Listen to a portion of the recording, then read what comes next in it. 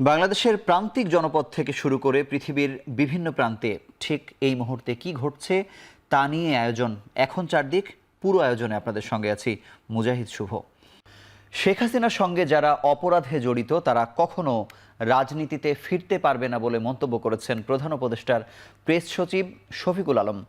বিকেলে রাজধানীর শাহবাগে জাতীয় জাদুঘরে গুম নিয়ে এক আলোচনায় শফিকুল আলম জানান, অনেকেই গুমকে বৈধতা দিয়ে সম্মতি দিয়েছেন, তাদেরও চিহ্নিত করা হচ্ছে। বলেন, গুমের প্রতিটি ঘটনার বিচার করবে সরকার।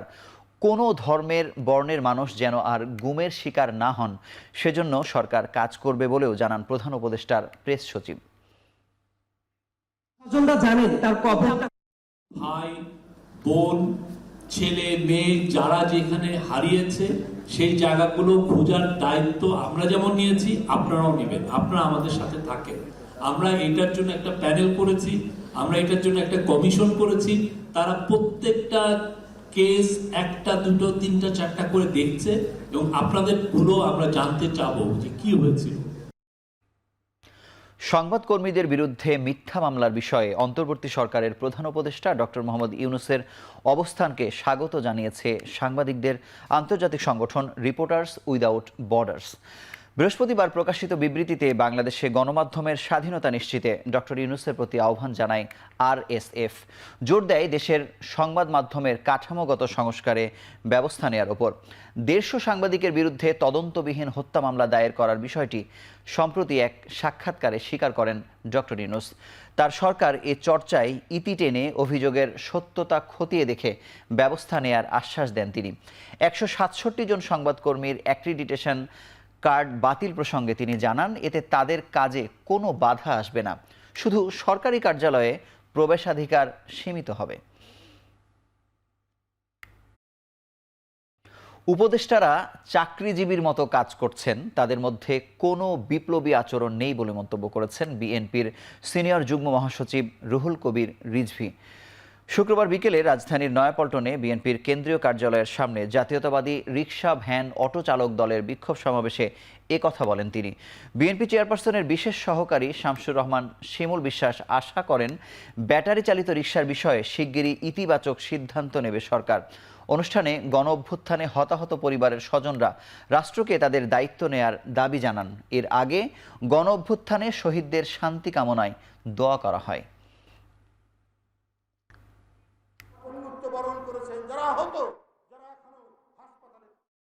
এই গুণীজন উপদেষ্টারা তারা তো চাকরিজীবীর মতো তারা কাজ করছে, কিন্তু বিপ্লবী সরকারের উপদেষ্টারা তো হবেন বিপ্লবী। তাদের চেতনা থাকবে অত্যন্ত গতিশীল চেতনা। তা না করে বাংলাদেশে কি আর উপযুক্ত লোক নেই সরকার চালানোর জন্য, যে তাদেরকেই বাছাই করে নিয়ে এসে তারা এখন তাদের পছন্দ মতো কাজ করবেন?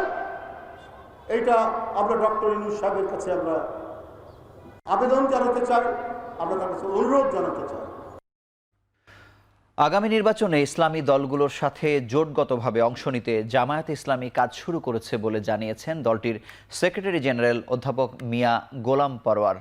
শুক্রবার মেহেরপুর জেলা জামায়াতের কর্মী সম্মেলনে প্রধান অতিথির বক্তব্যে ফ্যাসিস্টদের দোসররা এখনও সক্রিয় উল্লেখ করে প্রশাসন ও রাষ্ট্র সংস্কারের জন্য সুষ্ঠু ও গ্রহণযোগ্য নির্বাচন দাবি করেন। তবে সেজন্য জামায়াত ইসলামী গ্রহণযোগ্য সময় দিলেও খুব বেশি সময় দিতে রাজি নয় বলেও উল্লেখ করেন তিনি।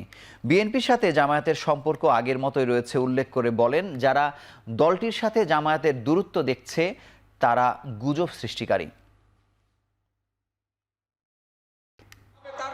নির্বাচনে জোটগতভাবে ইন্ডিভিজুয়ালি বা ইসলামী দলগুলোর সাথে ঐক্যের আলোচনা হচ্ছে। ইসলামী দল ছাড়াও যে কোনো রাজনৈতিক দল যারা ফ্যাসিবাদ বিরোধী আন্দোলনে মাঠে সক্রিয় ছিল, আমাদের আমির জামাত বলেছেন, জাতির স্বার্থে, দেশের স্বার্থে, গণতন্ত্রের স্বার্থে আমরা যে কোনো দলের সঙ্গে জোটবদ্ধ নির্বাচনে যেতে প্রস্তুত আছি।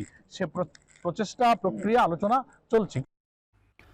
বৈষম্যহীন বাংলাদেশ গড়তে রাষ্ট্র সংস্কারে সবাইকে ঐক্যবদ্ধ হবার আহ্বান জানিয়েছেন বাংলাদেশের সমাজতান্ত্রিক দল বাসদের বরিশাল জেলা শাখার সমন্বয়ক ডাক্তার মনীষা চক্রবর্তী। দলটির 44তম প্রতিষ্ঠা বার্ষিকী উপলক্ষে বিকেলে নগরীর কেন্দ্রীয় শহীদ মিনারে এক জনসভায় কথা বলেন তিনি। এ সময় গণতন্ত্রের উত্তরণের রোডম্যাপ ঘোষণা ও ভোলার গ্যাস দক্ষিণাঞ্চলের শিল্পায়নে ব্যবহার করা সহ দ্রব্যমূল্যের ঊর্ধ্বগতি রোধ সব কারখানায় যুগোপযোগী বেতন স্কেল চালুর দাবি করেন বক্তারা। এছাড়া ব্যাটারি চালিত অটোরিকশা বন্ধের সিদ্ধান্তের বিরোধিতা করেন তারা। প্রতিষ্ঠাবার্ষিকী উপলক্ষে একটি বর্ণাঢ্য র্যালি শহীদ মিনার থেকে শুরু হয়ে নগরীর প্রধান সড়ক প্রদক্ষিণ করে।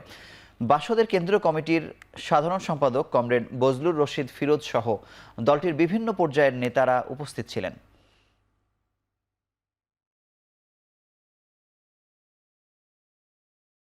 একটা শোষণমুক্ত বাংলাদেশ গড়ার যে প্রত্যয়, সেই প্রত্যয় ব্যক্ত করতে চাই।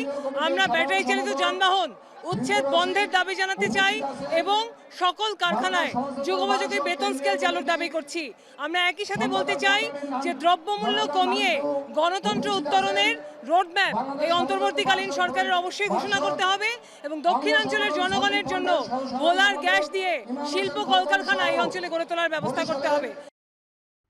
রিমান্ড শেষে ঢাকা উত্তর সিটি কর্পোরেশনের সাবেক মেয়র আতিকুল ইসলাম, সাবেক পুলিশ কর্মকর্তা আলেপ উদ্দিন এবং সাবেক র্যাব কর্মকর্তা মহিউদ্দিন ফারুকীকে কারাগারে পাঠানোর আদেশ দিয়েছেন আদালত। শুক্রবার সিএমএম আদালতে বেগম আফনান সুমি ও মেহেদি হাসানের আদালত থেকে এ আদেশ দেয়া হয়। তবে এদিন আসামিদের হাজির করা হয়নি। আইনজীবীরা জানান, উত্তরা পূর্ব থানার বকুল মিয়া হত্যা মামলায় 5 দিনের রিমান্ডে ছিলেন ঢাকা উত্তরের সাবেক মেয়র আতিকুল ইসলাম। অন্যদিকে যাত্রাবাড়ি থানার একই মামলায় 2 দিনের রিমান্ডে ছিলেন সাবেক অতিরিক্ত পুলিশ সুপার আলেপ উদ্দিন ও র্যাব 2-এর সাবেক কোম্পানি কমান্ডার মহিউদ্দিন ফারুকী। তাদের রিমান্ড শেষে নিয়ে আসা হয় আদালতে।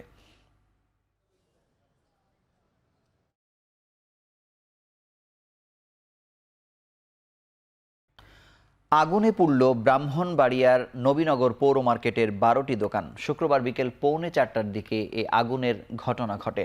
নবীনগর উপজেলা নির্বাহী কর্মকর্তা জানান, উপজেলা সহকারী কমিশনারের কার্যালয়ের সামনে অবস্থিত পৌর মার্কেটের একটি দোকানে আগুনের সূত্রপাত হয়।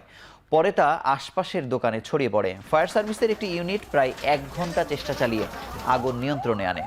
মার্কেটের তেলের একটি দোকান থেকে আগুনের সূত্রপাত বলে ধারণা ফায়ার সার্ভিসের।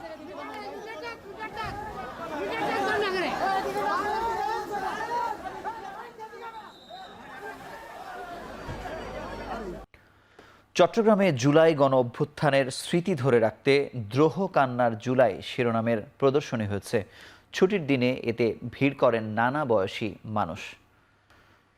শুক্রবার সন্ধ্যায় নগরীর জামাল খানের এই প্রদর্শনীতে সারা দেশে ছাত্র জনতার আন্দোলনের দৃশ্য, পুলিশের আন্দোলন দমানোর চেষ্টা, পুলিশের গুলিতে মানুষের মৃত্যু, মরদেহ নিয়ে যাওয়ার দৃশ্য, বিপ্লবী স্লোগান সহ গণ অভ্যুত্থানের নানা দৃশ্য উঠে আসে। তুলে ধরা হয় পতিত ফ্যাসিস্ট আওয়ামী লীগ সরকারের দমনপীড়ন ও শেখ হাসিনার উস্কানিমূলক বক্তব্য।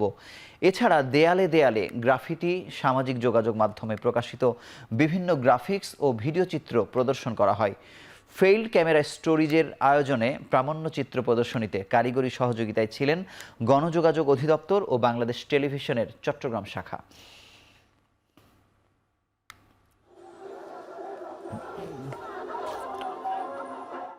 শীতের আগমনের শুরুতেই রাজশাহী বিশ্ববিদ্যালয়ের টিএসসিতে বসেছে পিঠার বাজার। শহুরে কর্মব্যস্ত জীবনে ছুটির দিনে বাহারি পিঠার স্বাদ নিতে শিক্ষার্থীর পাশাপাশি ক্যাম্পাসে ভিড় করছেন বাইরের ক্রেতারাও। শিক্ষার্থীদের পরিচালনায় প্রতিদিন 8 থেকে 10টি স্টলে বিকেল 4টা থেকে রাত 10টা পর্যন্ত চলে জমজমাট বেচাকেনা। এক একটি স্টলে বিক্রি হয় 8 থেকে 12,000 টাকার পিঠা। ছুটির দিনগুলোতে যা বেড়ে হয় দ্বিগুণ। পড়াশোনার পাশাপাশি শীতের 2-3 মাসে পিঠা বিক্রির মাধ্যমে আয়ের উৎস খুঁজে পেয়েছেন অনেক শিক্ষার্থী ও নিম্ন আয়ের মানুষ।